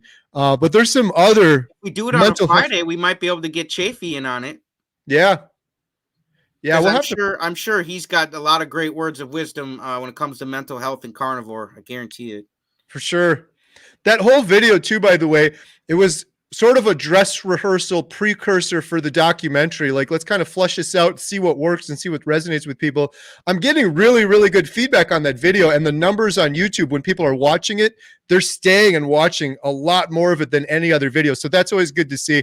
The only thing that's kind of disappointing is not a lot of people are clicking it like my other videos. And I get it because the thumbnail, there's like 25 people on the thumbnail, so maybe it was a little too busy. And I've got Dr. Barry Baker or Dr. Barry Chafee and Dr. Hampton on there, so maybe I'll change the thumbnail. You can always still change the thumbnail, and then it goes right. Mr. Beast does that. He'll get an extra 200,000-300,000 views on a video just by switching the thumbnail. Yeah, maybe I'll switch it up a little bit because that's just my thing. I'm like, I did a video last night with a gentleman, and that video already has more views than the depression one. And the video I did with the gentleman last night was awesome, but I'm like, this depression one is so important. We got to get it out to this work on that, dude. I want to see that have 1 million views at least. Yeah. Oh, a bunch of people in the comments saying they shared it. So thank you for doing that. I appreciate it. That's the only way I think we'll really get it out there is if we share it and maybe a loved one or a friend of a loved one on Facebook or something happens to see it and maybe it helps them or plants a seed and gives them some hope and something to think about for sure. It's very important. I think we got a winner, which Biden or Trump, who eats more steak. I don't know if either of them are carnivore. I highly doubt either are carnivore, but I can tell who probably eats a little bit more steak than the other one. Shout out Ellie, Nourishment Redacted. She's in the comments too. She said, yeah, I noticed people don't watch carnivore mental health videos, which is a shame. Yeah. Yeah, and I think the problem is I think a lot of people take mental health for granted on carnivore. You still have to work on your mental health. Just because you're eating proper diet now does not mean you can just coast and put it in neutral. I mean, you just can't do that, man. You have to keep your hands on the wheels. You have to control your thoughts. You have to think positive. You have to go after your goals. You have to set goals and then go after them. If we're not doing all these things and stretching and growing, we're going to have problems, even mental health problems, even on carnivore. But carnivore will help you heal, but you still need to keep your hands on the wheels, in my opinion. What do you think, Kerry? 100%. Yeah. It's a constant. That's what life's all about, right? We're constantly learning and constantly growing and got to stay on top of things. Absolutely. Dr. Chafee for president. There you go. Rick for president. Rick, Now, yes. 40-year carnivore. Let's go. iguanas for everyone. Who needs a stimulus, man, when we can get, and then that takes care of Florida's iguana problem. Rick, iguanas for everyone. That would be, what a world we'd live in if Rick was president, Oh, yeah, Ellie, I see you're in there. Okay, there you go. Yes, thank you. Hot in your bacon suit. Well, thank you. I'm sizzling. Yeah, anxiety sucks, man. That's why that video is so important, because anxiety, it gets suppressed. Mm-hmm. And when it's suppressed, it turns to depression. And depression turns to disease, and disease eventually leads us to death. Yes. So anxiety is nothing to mess around with, man. And it's nothing, it needs to, instead of suppressing it, we need to express it and release it, just feel those emotions and then move on. I wouldn't even dwell, like, there's nothing wrong with therapy, but my coach would tell people, instead of taking therapy for 6 months and thinking about something bad that happened to you, spend that 6 months on something that's just going to excite the hell out of you, makes you jump out of bed.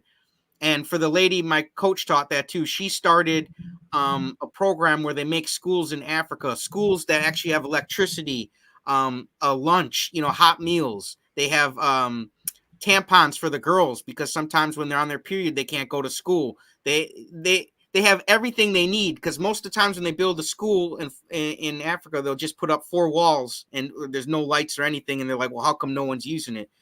But my point is, though, don't accept anxiety and depression, because if that lady did, then she wouldn't be helping all these kids open these schools, because she said no to anxiety. She said no to depression. She was going to focus on something that was good for her. So eat healthy and keep your mind focused on positive things.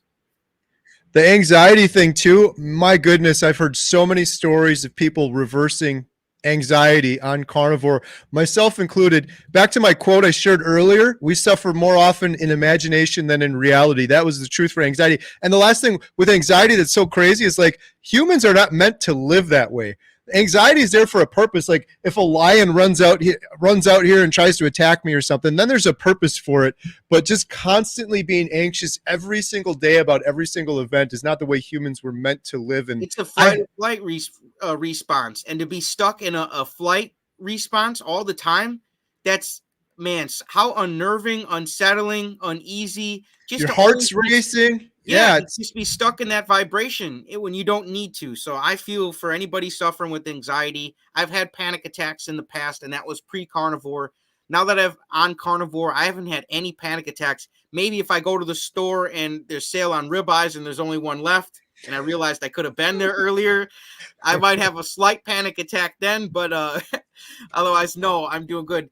Yes to the marathon, Kerry. I'll sign up first. Let's go, Stacy. Stacy, babe, thank you. Yes, there you go. A mental health marathon. Let's go, dude. I think the demand is there for it. Well, you guys, and I'm talking, you guys, we need big support like we got for the 12-hour stream, like we got for the 24-hour live stream. We need you guys to show up and show out, because that's what we're here for, man. We might be small, but we're a very vocal crowd, and we can make a difference if we just remember that there's power in numbers. You guys seen the movie 300, right? There was only 300 of them, but man, did they make a big impact. And you guys just can't forget your power, and especially the power of a decision, right, Kerry? How powerful is it that you made the decision to start the carnivore diet, and look how much your life has changed, man. Like, you've got so many friends now. You've got passion projects. Like, the girls are gone carnivore. They're always happy and smiling now. They're feeling good. Jen's looking amazing. I mean, everything is just turned around, dude. Yeah, it's amazing. Hey, shout out the girls. Emma just launched, well, she had a YouTube channel for a while, but she posted her first video today, and it was shout out again. Right? Shout out Carnivore Soldier Larry. He inspired us. Well, we meant to do it for a while, but he sent me a video he did. Emma did a video on getting our dogs and her beloved cat carnivore, And so today was their first carnivore meal as dogs. I'm so excited about that. But Oh, I think your excitement's gonna go away, man, when you got to clean up shit off the floor. That's what happened to me, Kerry. No, I'm not trying to be rude to anybody, but my dogs, when we switched them to carnivore, I had to clean up the carpet so many times. I'm not looking forward to that. But I'm taking it. I took Adam's like, take it easy and wean them into it. So I'm doing that. We did half and half. We're going to do that for like 2 weeks. So hopefully they'll be okay. When carnivore, I was like, bro, dude, get out the Swiffer wet jet. Well, one thing, JT, I don't know if you know this. I was just talking to my mom about this. A lot of people don't know this, but dogs on carnivore, you got to be really careful with the fat. Humans need a ton of fat on carnivore. Dogs need a lot less. Yeah, they need lean meat. Like if they were in the wild, they'd be eating like squirrels, chickens, birds. Stuff with really lean meat. They're not like, you're not going to get a golden retriever taking down like an ox or something. Exactly. Here, what's the difference? What makes an ox and not a cow? Do you know? I don't know. I don't know either. I've been asking how come no carnivores know what an ox is? I got a video coming out where I took a local carnivore, Ellen, to the butcher shop, and she was asking me what an ox is. I was like, girl, I have no idea. You're asking the wrong. I'm more like an ass, but I'm not an ox. I'm an ass because I don't know what an ox is. I just Googled it. It said an ox is primarily a draft animal. So it pulls plows and stuff like that. Cow is primarily used for milk. Interesting. Oh, well, you guys are pulling the workload at work, man. Tell your boss you're sick of being an ox. An ox is male. Nancy Chandler. Okay. Yeah. Here's shame on us for you, Kerry. Have you heard from Bill Knott? Because he hasn't posted a video in over a week. Hope all's well with him. He was just in here, so I know the man is alive and thriving. Yes, Bill is wonderful. I talk to Bill multiple times a day. He's doing great. He is working really hard on a video. He was in the comments earlier, and he said he's uploading the video now, but it's a long video. So shout out Bill Knott. Everyone's got to check out that video. It's a little bit later than normal, but he's really been working hard on this. He's got some exciting stuff he's putting into this video. So hey, the timing of this is probably going to work out because it'll probably be up and loaded by the time we're done on this call, so everyone can go over there and check out Bill's video. But yeah, he's doing well. I talk to him every single day. Here's another question for you, Kerry. We'll try to get through them quick here. As a 32-year-old that has to take a beta blocker for high heart rate and blood pressure medicine as well, do you think carnivore would help? Been dabbling, sorry. So again, I'm not a doctor. This is how I like to phrase it.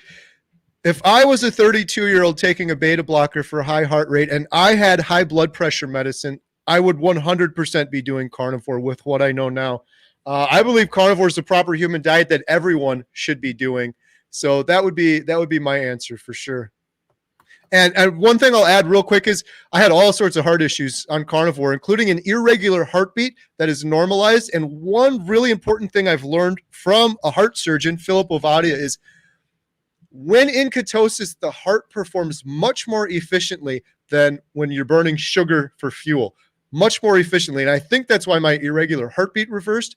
I also have a low ejection fraction and congestive heart failure for years. This isn't a carnivore thing. This was before carnivore. I believe I've reversed some of that. I can't prove that. I have a cardiologist appointment. I'm going to do the tests. I'm going to share them, good or bad or whatever happened. But I used to be so tired, so fatigued. I would stand up and walk to the bathroom and I would be losing my breath. All of that is gone now. So I know the heart performs much more efficiently while in ketosis. So for that reason too, as a 32-year-old, I would definitely be doing carnivore.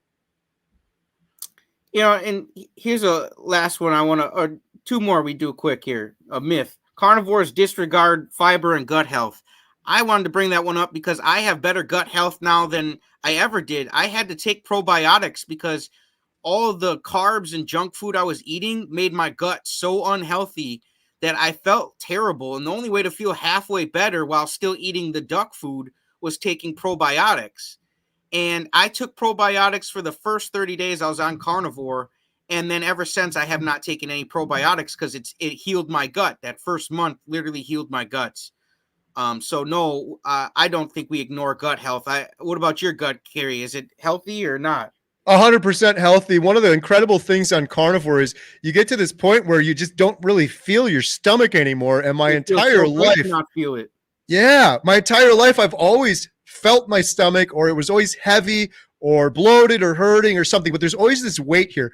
One time, a couple of years ago, I did a fast on the standard American diet, 5 days. And on day 5, I felt that feeling of just lightness. Like my stomach doesn't feel like it's there anymore. And I feel like that all the time on carnivore because my stomach isn't working nonstop to process all of that incredible amount of garbage and waste food I used to put into it. JT, think about that real quick. We wasted so much money before on all of that junk food, but all of the energy our body had to expend to process all of that junk, like, oh, there's Diet Mountain Dew, Doritos, ice cream. Oh, I'm just done processing that. Are there toxins? Is there anything I'm allergic to in there? Is there anything my immune system needs to react to? Now it's just meat. So my stomach is like my body overall is using so much less energy because it doesn't have to process all of that stuff. Every action has a reaction. That's a natural universal law. It doesn't matter what planet you go to in this universe, you're going to have to deal with that law. Every action has a reaction. And if you put 60 different things in your gut, you're going to have 60 different reactions by law. So, Right. And these people are like, well, I even told you guys earlier that doctor said, well, you can still have the problem foods, just a little bit less of it. No, Right. man, just get rid of the problem foods. If it's a problem for you, why not just get rid of it and feel better instead of just being like, well, now I only suffer this much. That's ridiculous. Now on carnivore, I don't suffer at all. And Dr. Tony said the same thing. You never know how good your stomach feels when you don't feel your stomach. Yes. That's the best way to have your stomach feel is when you just don't feel it. I asked Dr. Tony Hampton, I was like, when did you know carnivore was like right for you? And he said, one day I didn't feel my stomach anymore. And he had IBS before that. And that was and then he's like, then I noticed the mental changes and the clarity and all these other things. So yeah. And just the last thing real quick, those 60 things we were talking about that you put in your body, waste, right? Then what happens with 99% of it? Right down the toilet. So like what an incredible waste of money, waste of time, and waste of energy your body has to expend for and you decades. For the toilet paper too, and everybody was fighting over that because everybody's shitting out all this damn duck food everywhere, man.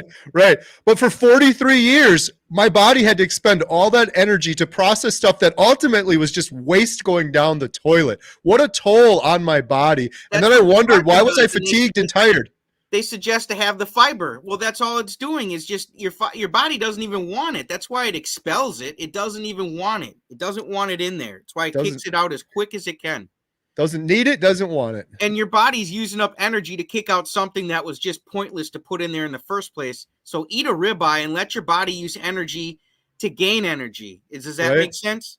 For sure. We can end this one on Ellie's. How does that sound, Kerry? Yeah, sure. Nourishment Redacted. Ellie, how you doing, girl? Question, fact or myth? Do carnivore kids eat more than standard American diet kids? Yes, they steal your food off your plate if you're not paying attention. My son, now that we switched him to carnivore, he eats like a barbarian. William, I saw your video the other day. He was grabbing it off your plate. I was like, yeah, good little carnivore.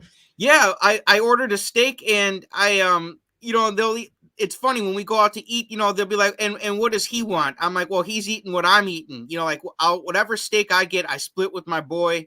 And if I'm still hungry, I make sure he's full. And then I eat with little, and then if I want, I've got all that stuff at home. So I'll just cook another steak or eat some bacon at home.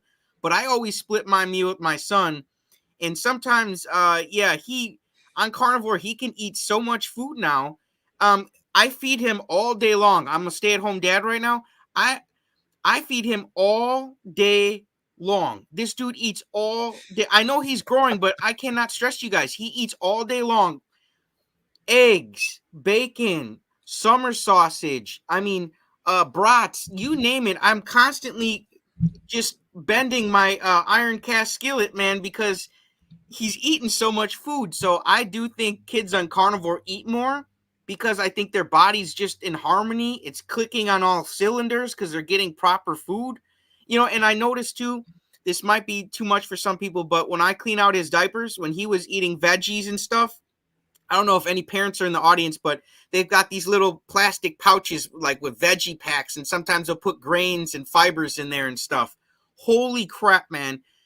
His little butt would be so red and irritated, it would be raw. He would be crying because his butt hurt so bad from all that junk. That's when we were still trying to, it's got veggies and, we thought we were doing the right thing. But then he would always cause my son problems, and he would cry and be in pain. And now he's not in pain at all anymore. He gets no diaper rash. We rarely even have to use diaper rash. So you're cutting down on money for diaper rash. You're cutting back on diapers. I mean, all because he's eating carnivore. So he's crapping less because I'm feeding him less junk. The food I do feed him, it goes into his body, and he's growing like a Brussels sprout now, man.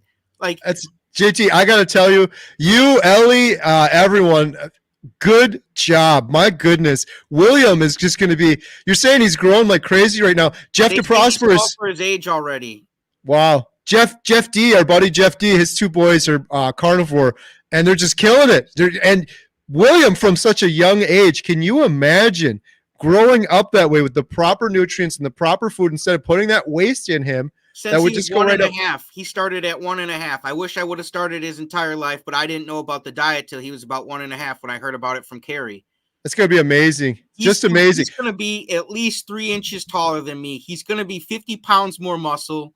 Like, I'm going to have a bodyguard, that's for sure. Or a problem. You're gonna have to buy a bigger bacon suit for him.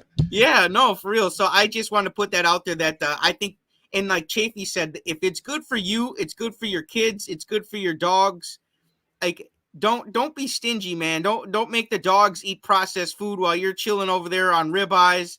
You know, don't eat all the ribeyes and make your wife and your kids eat junk. You know, like, and once in a while we will buy something that's non-carnivore, but it's to teach him about making decisions. And he won't even eat the stuff, man. It's wasted money because we've been giving him so much of the good stuff. And I just want you guys to know that when you start a kid young, they will make those good decisions, even if there is. And I want to do that because at some point in time, he's not going to be around me all the time. And there will be the option of duck food.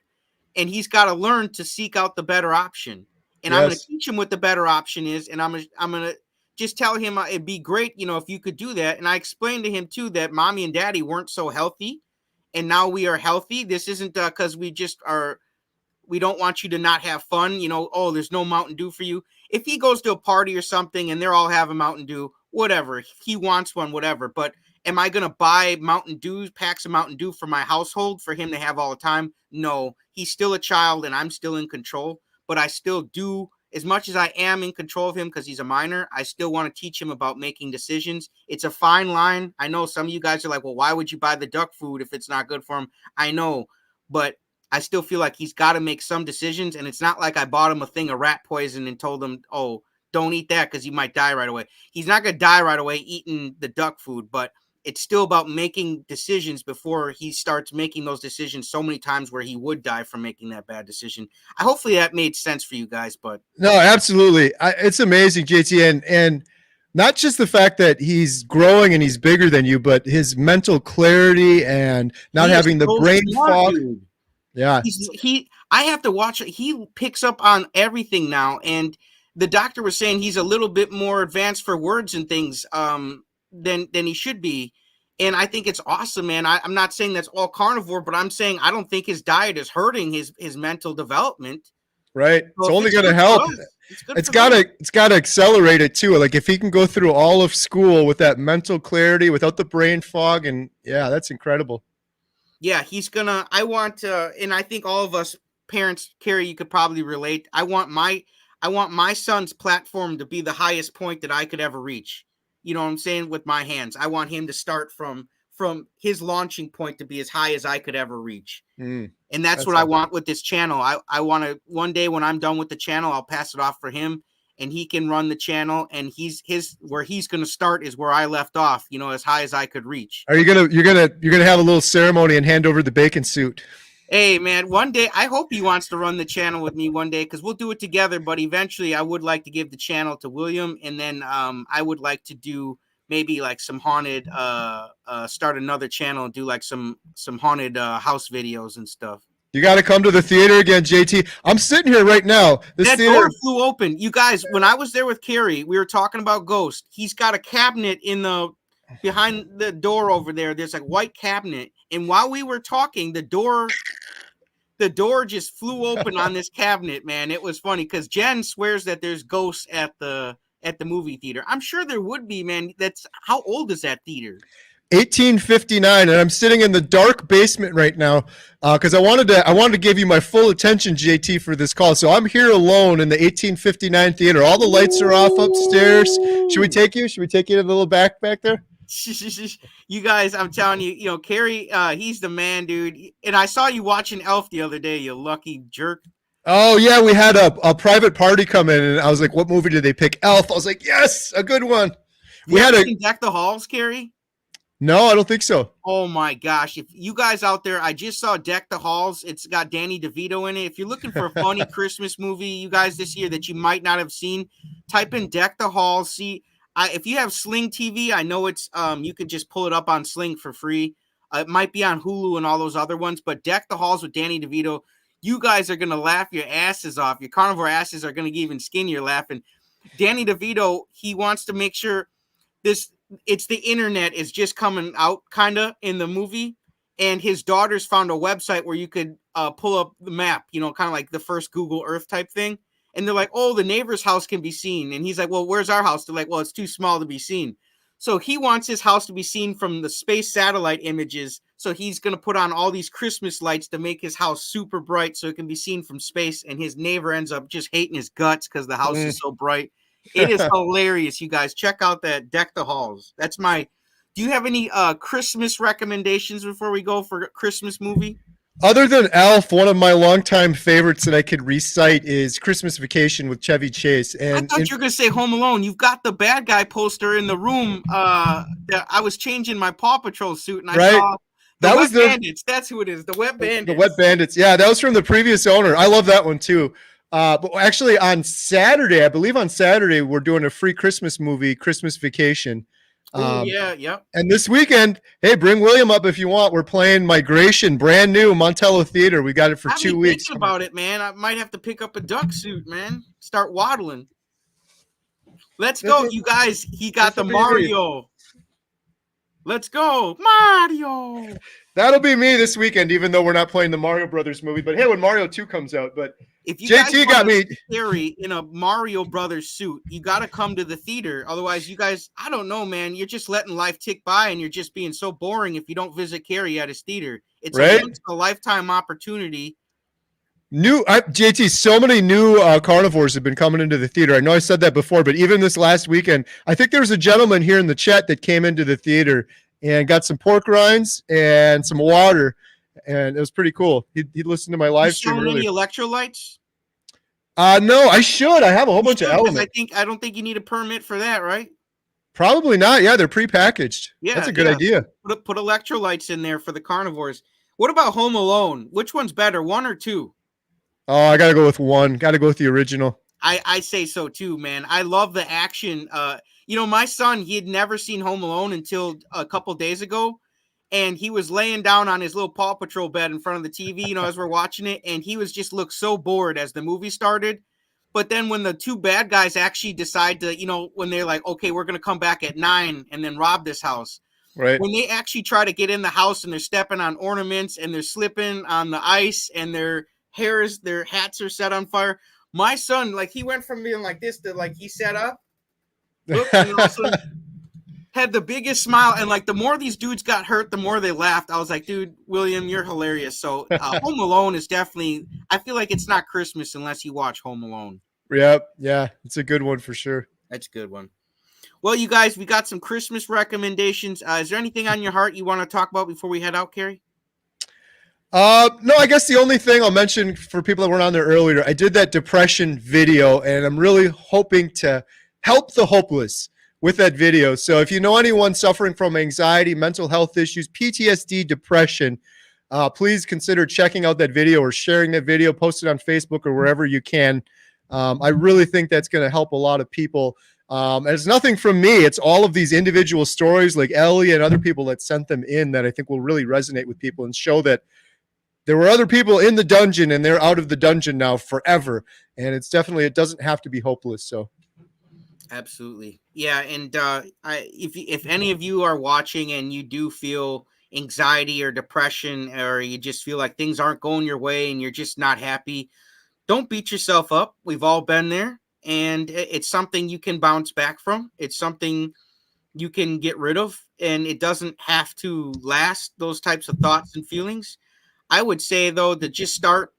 What helps me is if I'm starting to get in a bad mood or down and out or something, put on a comedy movie or something. Start focusing on something that makes you smile, and then you can always go deeper in thought after that. But the best place to start when you're in a bad vibration, because when people tell you, well, just stop thinking that, or don't feel that way, or just shake it off. That doesn't help, man. It doesn't help and it actually drives you further when people just talk so down about, so nonchalant about how you're feeling. So I would just suggest to focus on something that makes you happy, whether it's a good book, a comedy show, a movie, something that makes you smile, your kids go and playing with them. And then when you start to shake it off, because you're starting to feel better, focus more on and starting to think of how did you maybe get there so you can avoid doing that again. But if you are in a funk, just focus on something that makes you feel good. That's be my best suggestion.